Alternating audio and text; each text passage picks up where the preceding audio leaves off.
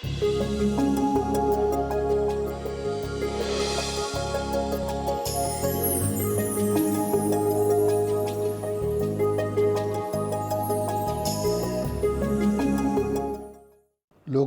സുവിശേഷം 11-ാം അധ്യായം 27-ഉം 28-ഉം വാക്യങ്ങൾ. അവൻ ഇത് അരുളി ചെയ്തുകൊണ്ടിരിക്കുമ്പോൾ ജനക്കൂട്ടത്തിൽ നിന്ന് ഒരു സ്ത്രീ ഉച്ചത്തിൽ അവനോട് പറഞ്ഞു, നിന്നെ വഹിച്ച ഉദരവും നിന്നെ പാലൂട്ടിയ മുലകളും ഭാഗ്യമുള്ളവ. അവൻ പറഞ്ഞു, ദൈവവചനം കേട്ട് അത് പാലിക്കുന്നവർ കൂടുതൽ ഭാഗ്യവാന്മാർ. മിശിഹായിൽ പ്രിയ സഹോദരി സഹോദരന്മാരെ, ഈ ലോകത്തിലേക്ക് കടന്നു വരുന്ന ഓരോ കുഞ്ഞും ഒരു പ്രത്യേകമായ സന്ദേശത്തോടു കൂടിയാണ് കടന്നു വരുന്നത് എന്ന് മഹാകവി രവീന്ദ്രനാഥ ടാഗോർ നമ്മെ ഓർമ്മിപ്പിക്കുന്നു. എന്താണ് പരിശുദ്ധ അമ്മയിലൂടെ ദൈവം ലോകത്തിന് നൽകിയ സന്ദേശം എന്ന് ചിന്തിക്കുമ്പോൾ, പരിശുദ്ധ അമ്മ രക്ഷകനെ ഉദരത്തിലും ഹൃദയത്തിലും വഹിച്ചവളാണ്. രക്ഷകനെ ലോകത്തിന് നൽകിയവളാണ്. രക്ഷാകര ചരിത്രത്തിൽ പങ്കാളിയായിക്കൊണ്ട് ആദ്യം ഗബ്രിയേൽ മാലാഖയോട് നൽകിയ പ്രത്യുത്തരം, ഇതാ ഞാൻ കർത്താവിൻ്റെ ദാസി, നിൻ്റെ ഇഷ്ടം പോലെ എനിക്ക് ഭവിക്കട്ടെ എന്ന് പ്രത്യുത്തരം നൽകിയവളാണ്. പാപമംഗലമായ ഈ ലോകത്തിൽ പാപം കൂടാതെ ജനിക്കുവാനും പാപം കൂടാതെ ജീവിക്കുവാനും പരിശുദ്ധിയിലേക്ക് സ്വർഗത്തിലേക്ക് സമൂഹിക്കപ്പെടുവാനും ഭാഗ്യം സിദ്ധിച്ച അമ്മയാണ് എന്നുള്ളതാണ്. അമ്മയുടെ ജനനത്തെക്കുറിച്ച് സുവിശേഷങ്ങളിൽ, ഔദ്യോഗികമായ സുവിശേഷങ്ങളിലൊന്നും കാര്യമായ ഒരു വെളിപ്പെടുത്തലും നമുക്ക് കാണാൻ സാധിക്കുന്നില്ല എന്ന് വരികിലും, യാക്കോബിൻ്റെ അപ്പോക്രിഫ സുവിശേഷത്തിൽ അതേക്കുറിച്ച് പ്രതിപാദിക്കുന്ന ഏതാനും കാര്യങ്ങൾ നമ്മുടെ ചിന്തയിൽ കൊണ്ടുവരുന്നത് ഏറ്റവും ഉചിതമായിരിക്കും എന്ന് കരുതുകയാണ്. യോവാക്യമും അന്നയുമാണ് മറിയത്തിൻ്റെ മാതാപിതാക്കൾ. അവരുടെ നിരന്തരമായ പ്രാർത്ഥനയുടെയും ദീർഘമായ കാത്തിരിപ്പിൻ്റെയും ഫലമായിട്ടാണ് മറിയം ജനിക്കുന്നത്. നിരന്തരമായ പ്രാർത്ഥന, അതേപോലെ ദീർഘമായ കാത്തിരിപ്പ്, ഇതൊക്കെ നമുക്ക് നൽകുന്ന സന്ദേശം നിരാശയിൽ പ്രത്യാശ കാത്തു സൂക്ഷിക്കണം എന്നുള്ളതാണ്. പ്രാർത്ഥന നിരന്തരമായ പ്രാർത്ഥനയായിരിക്കണം. ദൈവവുമായിട്ട് ബന്ധപ്പെടുന്നതിൽ ഒരിക്കലും വൈമുഖ്യം കാണിക്കരുത്. എന്തെല്ലാം കുറവുകളുണ്ട് എങ്കിലും അവയൊക്കെ നിറവുള്ളതാക്കി തീർക്കുവാൻ നിറവുള്ളവൻ എന്നോട് കൂടിയുണ്ട് എന്നുള്ള ബോധ്യം, അവൻ്റെ കൃപ പ്രാപിക്കുവാൻ വേണ്ടി എത്ര കാത്തിരിക്കണമോ അതിന് കാത്തിരിക്കുവാൻ നിരന്തരമായ പ്രാർത്ഥനയിലൂടെ പരിശ്രമിക്കുന്ന ആളുകൾക്ക് അതിൻ്റെ ഫലം ലഭിക്കും എന്നുള്ളതാണ് ജോവാക്യമിൻ്റെയും അന്നയുടെയും ജീവിതം നമ്മെ ഓർമ്മിപ്പിക്കുന്നത്. ധനികനും ധർമ്മിഷ്ഠനുമായ ഒരു വ്യക്തിയായിരുന്നു യോവാക്യം എന്ന് കാണുന്നു. സാമ്പത്തികമായ എല്ലാ സൗകര്യങ്ങളും അദ്ദേഹത്തിനുണ്ടായിരുന്നു. അതേസമയം ഈ സമ്പത്ത് മറ്റുള്ളവരുമായി പങ്കുവയ്ക്കുവാൻ ധർമ്മിഷ്ഠനായിട്ട്, ധർമ്മം നിറവേറ്റുന്നവനായിട്ട്, കടമകൾ നിറവേറ്റുന്നവനായിട്ട്, എന്നെപ്പോലെ ജീവിക്കുവാൻ അവകാശമുള്ളവരാണ് മറ്റുള്ളവരും എന്നുള്ള ബോധ്യത്തോടു കൂടി പ്രവർത്തിക്കുവാൻ കഴിഞ്ഞ ഒരു വ്യക്തിയായിരുന്നു ജോവാക്യം. ഒരിക്കൽ കർത്താവിൻ്റെ ദിനത്തിൽ യോവാക്യം ദേവാലയത്തിൽ കാഴ്ചയർപ്പിക്കുവാൻ വന്നപ്പോൾ അദ്ദേഹത്തിന് വളരെ തിക്തമായ ഒരനുഭവം ഉണ്ടായി. കാഴ്ച സമർപ്പണത്തിന് വന്നപ്പോൾ ഒരാൾ പറഞ്ഞു, മക്കളില്ലാത്തവർ ആദ്യം കാഴ്ചവെക്കുന്നത് ഉചിതമല്ല. അപ്പോൾ ഇവർക്ക് സന്താനമില്ലായിരുന്നു. എങ്കിലും പ്രത്യാശയോടുകൂടി, പ്രാർത്ഥനയോടുകൂടി, കാത്തിരിപ്പോടുകൂടി ബലി സമർപ്പിക്കുവാൻ കടന്നു വരുമ്പോൾ മക്കളില്ലാത്തവർ കാഴ്ച സമർപ്പിക്കുന്നത്, ആദ്യം സമർപ്പിക്കുന്നത് ഉചിതമല്ല എന്നുള്ള സ്വരം കേട്ട് വളരെയധികം നിരാശപ്പെട്ടു പോയി. വളരെയധികം ദുഃഖം അദ്ദേഹത്തിലുളവാക്കി. യോവാക്കീം എന്താണ് ചെയ്തത്? മരുഭൂമിയിലേക്ക് പോയി 40 ദിനരാത്രങ്ങൾ ഉപവാസത്തിലും പ്രാർത്ഥനയിലും ചെലവഴിച്ചുകൊണ്ട് ദീർഘമായ കാത്തിരിപ്പ്, നിരന്തരമായ പ്രാർത്ഥന അർപ്പിച്ചുകൊണ്ട് ജീവിക്കുകയാണ്. കർത്താവിനെ സന്ദർശിക്കുന്നതുവരെ ഞാൻ ഭക്ഷിക്കുകയോ പാനം ചെയ്യുകയോ ചെയ്യില്ല എന്ന് ഉറച്ച തീരുമാനമെടുക്കുകയാണ്. പ്രാർത്ഥനയായിരിക്കും എൻ്റെ ഭക്ഷണവും പാനീയവും എന്ന് യോവാക്കീം തീരുമാനിക്കുകയാണ്. 40-ാം ദിവസം കർത്താവിൻ്റെ ദൂതൻ യോവാക്കീമിന് പ്രത്യക്ഷപ്പെടുന്നു. യോവാക്കീം, ദൈവമായ കർത്താവ് നിൻ്റെ പ്രാർത്ഥന കേട്ടിരിക്കുന്നു. വീട്ടിലേക്ക് മടങ്ങിപ്പോകുക, നിൻ്റെ ഭാര്യ ഗർഭം ധരിക്കും. യോവാക്കീം 40 ദിവസത്തെ ഉപവാസവും പ്രാർത്ഥനയും പൂർത്തിയായപ്പോൾ ദൈവദൂതൻ്റെ വാക്കുകൾ കേട്ടുകൊണ്ട് ഭവനത്തിലേക്ക് പോവുകയാണ്. മക്കളില്ലാത്തതിനെപ്പറ്റി പലരും കുറ്റപ്പെടുത്തുന്നതായി, കളിയാക്കുന്നതായി അന്നയ്ക്കും ബോധ്യപ്പെടുകയാണ്. ഒരു കുഞ്ഞിന് വേണ്ടി അവൾ കരഞ്ഞുകൊണ്ട് പ്രാർത്ഥിച്ചു. ഞങ്ങളുടെ പിതാക്കന്മാരുടെ ദൈവമേ, ഞങ്ങളുടെ അമ്മയായ സാറായുടെ ഉദരത്തെ അനുഗ്രഹിച്ച് ഇസഹാക്ക് എന്ന പുത്രനെ നൽകിയതുപോലെ എൻ്റെ ഉദരത്തെയും അനുഗ്രഹിക്കണമേ എന്ന് ആ അമ്മ സന്താനമില്ലാതെ ജീവിച്ചവൾ തമ്പുരാൻ്റെ മുമ്പിൽ കണ്ണുനീരോടെ പ്രാർത്ഥിക്കുകയാണ്. കർത്താവിൻ്റെ ദൂതൻ അവൾക്ക് പ്രത്യക്ഷപ്പെട്ട് പറഞ്ഞു, കർത്താവ് നിൻ്റെ പ്രാർത്ഥന ശ്രദ്ധിച്ചിരിക്കുന്നു. നീ ഗർഭം ധരിച്ച് ഒരു കുഞ്ഞിനെ പ്രസവിക്കും. നിൻ്റെ സന്തതിയെ ലോകം മുഴുവൻ അറിയും. മരുഭൂമിയിൽ നിന്ന് തിരികെത്തിയ യോവാക്കീമിനോട് അന്ന ഈ സന്തോഷം പങ്കുവച്ചു. സമയത്തിൻ്റെ പൂർണ്ണതയിൽ ഒരു പെൺകുഞ്ഞ് പിറന്നപ്പോൾ അന്ന ആഹ്ലാദത്തോടെ ഇപ്രകാരം പറഞ്ഞു, എൻ്റെ അപമാനം കർത്താവ് നീക്കിയിരിക്കുന്നു. അവിടുന്ന് എന്നെ മഹത്വപ്പെടുത്തിയിരിക്കുന്നു. അവിടുത്തേക്ക് സ്തുതി. ശുദ്ധീകരണത്തിനുള്ള ദിനങ്ങൾ തികഞ്ഞപ്പോൾ യോവാക്കീമിനോടും കുഞ്ഞിനോടുമൊപ്പം അന്ന ദേവാലയത്തിലെത്തി ശുദ്ധീകരണ കർമ്മം നടത്തി. കുഞ്ഞിന് മറിയം എന്ന പേരിട്ടു. ശുദ്ധീകരണത്തിനും നാമകരണത്തിനും ശേഷം അവർ വീട്ടിലേക്ക് മടങ്ങി. ശിശുവിൻ്റെ 3-ാം പിറന്നാളിൽ യോവാക്കീം അവളെ ദേവാലയത്തിൽ സമർപ്പിച്ചു. കുഞ്ഞിനെ കരങ്ങളിൽ സംവഹിച്ച് പുരോഹിതൻ ശിമോൻ ഇപ്രകാരം പ്രാർത്ഥിച്ചു, എല്ലാ ജനപദങ്ങൾക്കുമിടയിൽ ദൈവം നിന്റെ നാമം മഹത്വീകരിച്ചിരിക്കുന്നു. സമയത്തിൻ്റെ പൂർത്തിയിൽ നിന്നിലൂടെ ദൈവം തൻ്റെ രക്ഷ ഇസ്രായേൽ മക്കൾക്ക് വെളിപ്പെടുത്തും. വിവാഹിതയാകുന്നതുവരെ മറിയം ദേവാലയത്തിൽ കഴിഞ്ഞു. 12-ാമത്തെ വയസ്സിൽ മറിയത്തെ ജോസഫിന് വിവാഹം ചെയ്തു കൊടുത്തു. ഈശോയുടെ അമ്മ നമ്മുടെയും അമ്മയായതുകൊണ്ട് പരിശുദ്ധ അമ്മയെ നാം ബഹുമാനിക്കുന്നതും ഏറെ ഉചിതമായ ഒന്ന് തന്നെയാണ്. സ്വർഗീയ അമ്മയെ ബഹുമാനിക്കുന്നവരും സ്വന്തം അമ്മയെ വേണ്ടത്ര ബഹുമാനിക്കുകയോ ആദരിക്കുകയോ ചെയ്യുന്നില്ല എന്നുള്ള സത്യം കൂടി നാം വിസ്മരിക്കരുത്. പ്രഭാഷകൻ്റെ പുസ്തകം 3-ാം അധ്യായം 34-ാം വാക്യത്തിൽ പിതാവിനെ ബഹുമാനിക്കുന്നവൻ തൻ്റെ പാപങ്ങൾക്ക് പ്രായശ്ചിത്തം ചെയ്യുന്നു, അമ്മയെ മഹത്വപ്പെടുത്തുന്നവൻ നിക്ഷേപം കൂട്ടിവയ്ക്കുന്നു. പിതാവിൻ്റെ അനുഗ്രഹം ഭവനങ്ങളെ ബലവത്താക്കും, അമ്മയുടെ ശാപം അവയുടെ അടിത്തറ ഇളക്കും. പ്രഭാഷകൻ്റെ പുസ്തകം 3-ാം അധ്യായം 9-ാം വാക്യത്തിൽ നാം കാണുന്ന ഈ യാഥാർത്ഥ്യം, പിതാവിൻ്റെ അനുഗ്രഹം ഭവനങ്ങളെ ബലവത്താക്കും, അമ്മയുടെ ശാപം അവയുടെ അടിത്തറ ഇളക്കും.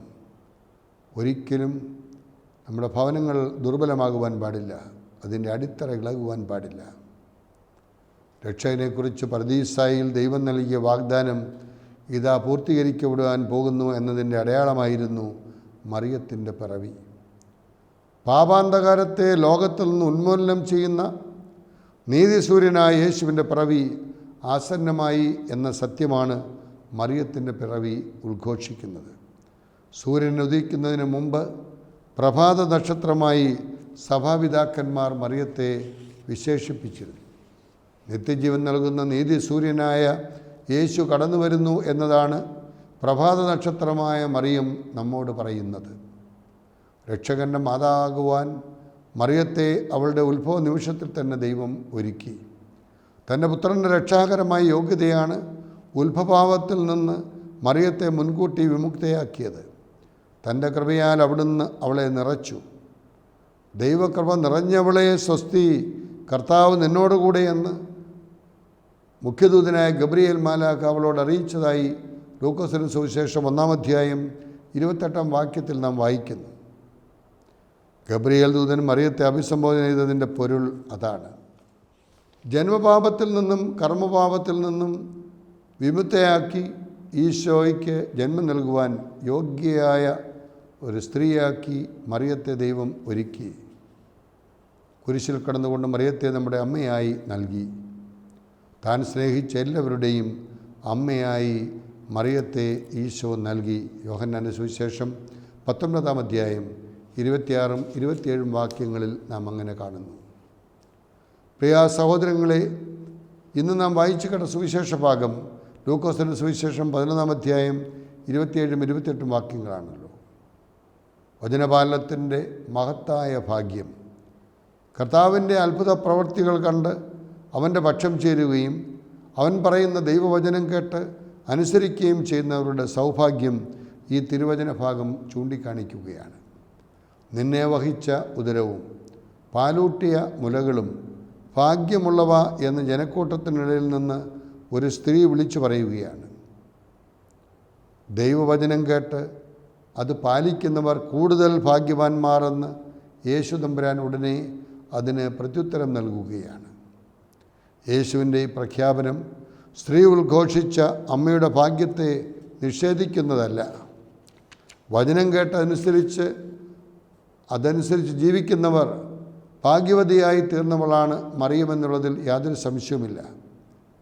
2 ഭാഗ്യങ്ങളാണ് ഇവിടെ നാം കാണുന്നത്. ഒന്ന്, ഇത്രയും നന്മയുള്ള മകനെ ഗർഭം ധരിക്കുവാനും പാലൂട്ടി വളർത്തുവാനും ഇടയായ അമ്മയുടെ ഭാഗ്യം. ഇതാ ഇപ്പോൾ മുതൽ സകല തലമുറകളും എന്നെ ഭാഗ്യവതിയെന്ന് പ്രകീർത്തിക്കും എന്ന് മറിയം പ്രവചിച്ചതിൻ്റെ പൂർത്തീകരണം സ്തുതിപ്പിൻ്റെ ഒരർത്ഥമായി നാം കാണുകയാണ് പരിശുദ്ധ അമ്മയിൽ. രണ്ടാമതായിട്ട്, ദൈവവചനം കേട്ട് പാലിക്കുന്നത് മൂലമുള്ള ഭാഗ്യം. ഇതാണ് ശ്രേഷ്ഠമായ ഭാഗ്യം. നിൻ്റെ വാക്ക് പോലെ എനിക്ക് ഭവിക്കട്ടെ എന്ന് ദൂതനോട് മറുപടി പറഞ്ഞ മറിയത്തെയാണ് എലിസബത്ത് ഭാഗ്യവതി എന്ന് പ്രകീർത്തിക്കുന്നത്. മകനെ ഉദരത്തിൽ വഹിച്ചും അവന് മുല കൊടുത്തും അങ്ങനെ ശാരീരിക ബന്ധം മാത്രം ആധാരമാക്കി അവളുടെ ഭാഗ്യം വിലയിരുത്തരുത്.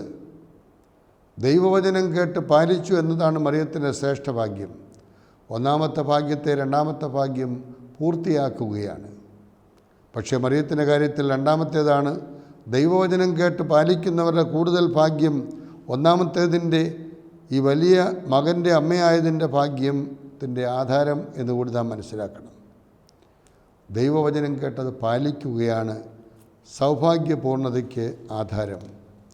ദൈവവചനം കേട്ടത് പാലിക്കാത്തത് അവിശ്വാസികളുടെ ലക്ഷണമാണ്. പരിശുദ്ധ അമ്മ അവളുടെ ജനനം ലോകത്തിന് മുഴുവൻ സന്തോഷം നൽകുന്ന ഒന്നായി മാറി എങ്കിൽ യോവാക്കിമിൻ്റെയും അന്നയുടെയും മകളായ മറിയം അവളെ ഏൽപ്പിച്ചതായ ആ ദൗത്യം നിറവേറ്റുവാൻ വേണ്ടി ആത്മാർത്ഥമായി ജീവിതത്തിലുടനീളം പരിശ്രമിച്ചു എന്നുള്ളതാണ്. നമ്മെ സംബന്ധിച്ചിടത്തോളം ദൈവം നമ്മെ ഏൽപ്പിക്കുന്ന ദൗത്യം എന്താണെന്ന് മനസ്സിലാക്കിക്കൊണ്ട് അത് നിറവേറ്റുവാൻ എന്ത് ത്യാഗവും സഹിക്കുവാൻ നാമൊക്കെ തയ്യാറായിട്ട് മുൻപോട്ട് വരണം. എന്തുകൊണ്ടാണ് പരിശുദ്ധ അമ്മയുടെ ജനനം ശ്രേഷ്ഠമായ ഒന്നായി മാറിയത്? കർത്താവിൻ്റെ അമ്മയായി, സ്ത്രീകൾ അനുഗ്രഹിക്കപ്പെട്ടവളായി, എല്ലാ തലമുറകളാലും പോറ്റപ്പെടുന്നവളായി ഒക്കെ മാറി എന്നുള്ളത് സത്യമാണ്. എന്നാൽ ദൈവം അവളെ സംരക്ഷിച്ചു എന്നുള്ളത് കൂടി നാം മനസ്സിലാക്കണം. ദൈവത്തിൻ്റെ പദ്ധതി ഈ ലോകത്തിൽ തുടർന്നുകൊണ്ട് പോകുവാൻ പണ്ട് പല പ്രകാരത്തിൽ നമ്മോട് സംസാരിച്ച ദൈവം, ഈ പ്രപഞ്ചത്തിലൂടെ നമ്മോട് സംസാരിച്ച ദൈവം, പ്രവാചകന്മാരെ അയച്ചുകൊണ്ട് വരുവാനിരിക്കുന്ന ദൈവകോപത്തിൽ നിന്ന് ഓടി അകലുവീൻ, ദൈവരാജ്യം സമീപിച്ചിരിക്കുന്നു, പശ്ചാത്തപിക്കുന്നു എന്നുള്ള സന്ദേശവുമായി പ്രവാചകന്മാരെ അയച്ച ദൈവം പ്രവാചകന്മാരുടെ പ്രവചനങ്ങൾ ചെവിക്കൊള്ളാതെ മനുഷ്യൻ അകന്നു പോയപ്പോഴാണ് ഒരു മനുഷ്യൻ നശിക്കുവാൻ പാടില്ല, എല്ലാവരും രക്ഷപ്പെടണം, അതിന് തൻ്റെ ഏകജാതനെ അയക്കുവാൻ ഔദാര്യം കാണിച്ചത്. ആ ഏകജാതനെ ഈ ലോകത്തിൽ കൊണ്ടുവരുവാൻ ദൈവം തിരഞ്ഞെടുത്ത വ്യക്തിയാണ് ദാവീദിൻ്റെ ഗോത്രത്തിൽപ്പെട്ട ജോവാക്കിമിൻ്റെയും അന്നയുടെയും മകളായ മറിയം. മറിയം ദൈവത്തെ സ്തുതിച്ചുകൊണ്ട് തൻ്റെ സ്തുതിപാടലിലൂടെ പറയുന്നത് പോലെ, എൻ്റെ ആത്മാവ് കർത്താവിനെ മഹത്വപ്പെടുത്തുന്നു, എൻ്റെ ചിത്തം എൻ്റെ രക്ഷകനിൽ ആനന്ദിക്കുന്നു. അപ്പോൾ ദൈവത്തെ മഹത്വപ്പെടുത്തുവാനുള്ള ആ വഴികൾ, ജീവിക്കുന്ന മനുഷ്യനാണ് ദൈവത്തിൻ്റെ മഹത്വം. നന്നായിട്ട് ജീവിക്കുവാൻ അവൾക്ക് കഴിഞ്ഞു. ചെറുപ്രായം മുതൽ ദേവാലയവുമായി ബന്ധപ്പെട്ടും 12 വയസ്സ് വരെ ദേവാലയ ശുശ്രൂഷയിൽ പങ്കാളിയായിരുന്ന അവൾ ജോസഫുമായി വിവാഹം നിശ്ചയം ചെയ്യുന്നു. ആ അവസരം അവൾ തന്നെ ദൈവത്തിന് സമർപ്പിക്കുകയാണ്. രക്ഷകൻ്റെ അമ്മയാകുവാൻ തന്നെ തിരഞ്ഞെടുത്തിരിക്കുന്നു എന്നുള്ളത് കൊണ്ട് ദൈവം അവളെ സംരക്ഷിക്കുകയാണ് ഉണ്ടായത്. ജന്മപാപത്തിൽ നിന്നും അവൾക്ക് മോചനം നൽകിക്കൊണ്ട് പരിശുദ്ധനായ ദൈവത്തെ ലോകത്തിൽ നൽകുവാൻ കടന്നു വരുന്ന വ്യക്തി പരിശുദ്ധയായിരിക്കണം എന്നുള്ള സങ്കല്പത്തിൽ നിന്നുകൊണ്ട് ദൈവം തമ്പുരാൻ അവളോട് കാണിച്ച ആ ഔദാര്യത്തെ മനസ്സിലാക്കി അവൾ പ്രവർത്തിക്കുകയാണ്. ആ കാരണത്താൽ യേശുക്രിസ്തുവിൻ്റെ രക്ഷാകരമായ ആ സംഭവത്തെ, രഹസ്യത്തെ മുൻനിർത്തിക്കൊണ്ട് ദൈവം അവളെ ജന്മപാപത്തിൽ നിന്ന് മോചിപ്പിക്കുകയാണ്. ആദ്യ മാതാപിതാക്കളുടെ പാപത്തിൻ്റെ പരിണിത ഫലങ്ങളിൽ നിന്ന് അവളെ വിമുക്തിയാക്കുകയാണ്. മനുഷ്യർക്ക് അസാധ്യമായത് ദൈവത്തിന് സുസാധ്യമാണ്. പാപപങ്കിലമായ ഈ ലോകത്തിൽ പരിശുദ്ധയായി ജീവിക്കുവാൻ ഭാഗ്യം സിദ്ധിച്ചവളെ എന്ന് വില്യം വേഡ്സ്വർത്ത് അവളെ അഭിസംബോധന ചെയ്യുന്നുണ്ട്. പാപമംഗലമായ ഈ ലോകത്തിൽ, പൈശാചിക ബന്ധനങ്ങളുടെ അടിമത്തത്തിൽ കഴിയുന്ന ഈ ലോകത്തിൽ, അതിൽ നിന്നൊക്കെ വിമുക്തമായി ജീവിക്കുവാൻ എങ്ങനെ അവൾക്ക് കഴിഞ്ഞു? താമരപ്പൂവ് അതിൻ്റെ തണ്ട് വെള്ളത്തിലാണ്, അതിൻ്റെ വേര് ചെളിയിൽ പതിഞ്ഞു കിടന്നുകൊണ്ട് ആ തണ്ടിലൂടെ ഊർജം സമ്പാദിച്ചുകൊണ്ട് പൂവ് വിടർന്നു നിൽക്കുന്നു. പക്ഷേ ആ പൂവ് ചെളിയിലല്ല നിൽക്കുന്നത്. അതിൻ്റെ തണ്ട്, അതിൻ്റെ വേര് ചെളിയിലാണ് എന്ന് വരികിലും ഒട്ടും ചെളിയേക്കാതെ, മാലിന്യമേൽക്കാതെ ഉയർന്നു നിൽക്കുന്ന ആ താമരപ്പൂവിനെ പോലെ പാപഭംഗിലമായ ഈ ലോകത്തിൽ പാപത്തിൽ നിന്നും വിമുക്തമാക്കപ്പെടുവാൻ ഭാഗ്യം സിദ്ധിച്ചവളെ എന്ന് വില്യം വേഡ്സ്വർത്ത് അവളെ അഭിസംബോധന ചെയ്യുമ്പോൾ എത്ര അർത്ഥവത്തായ ഒരു അഭിസംബോധനയാണ് അതെന്ന് നാം മനസ്സിലാക്കണം. രക്ഷാകരമായ സംഭവങ്ങളെ മുൻനിർത്തിക്കൊണ്ട് തന്നെയാണ് പരിശുദ്ധ അമ്മയെ പാപമംഗലമായ ഒരു ജീവിതത്തിൽ നിന്നും വിമുക്തിയാക്കി മാറ്റിയത്. രക്ഷകനെ ലോകത്ത് നൽകുവാൻ ദൈവം തിരഞ്ഞെടുക്കുന്ന വ്യക്തി പരിശുദ്ധനായ ദൈവത്തെ സ്വീകരിക്കുവാൻ പരിശുദ്ധമായ ഒരു വ്യക്തിക്ക് മാത്രമേ സാധിക്കുകയുള്ളൂ. അങ്ങനെയുള്ള ഒരു പശ്ചാത്തലത്തിൽ അമ്മയെ ജന്മപാപത്തിൽ നിന്നും മോചിപ്പിച്ചുകൊണ്ട്, ആദ്യ മാതാപിതാക്കളുടെ പാപത്തിൻ്റെ പരിണിത ഫലത്തിൽ നിന്നും അമ്മയെ മോചിപ്പിച്ചുകൊണ്ട് പരിശുദ്ധയായി സംരക്ഷിച്ചതിനാൽ എല്ലാ തലമുറകളാലും പോറ്റപ്പെടുന്നവളായി മാറുവാൻ അവൾക്ക് സാധിച്ചു. നമ്മുടെ ഓരോരുത്തരുടെയും ജനനം ധന്യമായ ഒരു ജനനമാണ് എന്നും ധന്യമായ ജീവിതത്തിലൂടെ പാപമംഗലമായ ഈ ലോകത്തിൽ അതിൽ നിന്നും വിമുക്തരാക്കപ്പെട്ടുകൊണ്ട് പാപം നമ്മിലേശുവാൻ അവസരം നിഷേധിച്ചുകൊണ്ട് ഞാൻ ജീവിക്കുന്ന ദൈവത്തിൻ്റെ ആലയമാണ്, ദൈവാത്മാവ് എന്നിൽ വസിക്കുന്നു, ഈ ബോധ്യത്തോടുകൂടി നമുക്ക് ജീവിക്കാം. പരിശുദ്ധയമ്മ കർത്താവായ യേശുക്രിസ്തുവാകുന്ന സ്വർഗീയ മന്നായിട്ട് വെച്ച പൊൻപാത്രമായതുപോലെ ദിവ്യകാരുണ്യം ഉൾക്കൊണ്ടുകൊണ്ട് ജീവിക്കുന്ന നാം സഞ്ചരിക്കുന്ന സക്രാരികളായി തമ്പുരാൻ്റെ സാന്നിധ്യമായി മാറുകയും ആ സാന്നിധ്യം മറ്റുള്ളവർക്ക് സ്നേഹത്തോടുള്ള ശുശ്രൂഷയിലൂടെ പങ്കുവയ്ക്കുകയും ചെയ്യുമ്പോൾ എൻ്റെ കർത്താവിൻ്റെ അമ്മ എൻ്റെ അടുത്ത് വരുവാനുള്ള ഈ ഭാഗ്യം എനിക്ക് എവിടെ നിന്ന് എന്ന് എലിസബത്ത് ചോദിച്ചതുപോലെ മറ്റുള്ളവർക്ക് തമ്പുരാൻ്റെ സാന്നിധ്യം സ്നേഹത്തോടുള്ള ശുശ്രൂഷയുള്ള സംരംഭമാക്കി കൊടുക്കുമ്പോൾ അമ്മയുടെ ജനനത്തിൻ്റെ അർത്ഥം നമ്മുടെ ജീവിതത്തിലൂടെ അന്വർത്ഥമാക്കുവാൻ നമുക്ക് കഴിയും. അതിനുവേണ്ട എല്ലാ അനുഗ്രഹങ്ങളും അമ്മയുടെ മക്കളായ ഏവർക്കും സ്നേഹപൂർവ്വം ആശംസിക്കുന്നു. ദൈവം അനുഗ്രഹിക്കട്ടെ.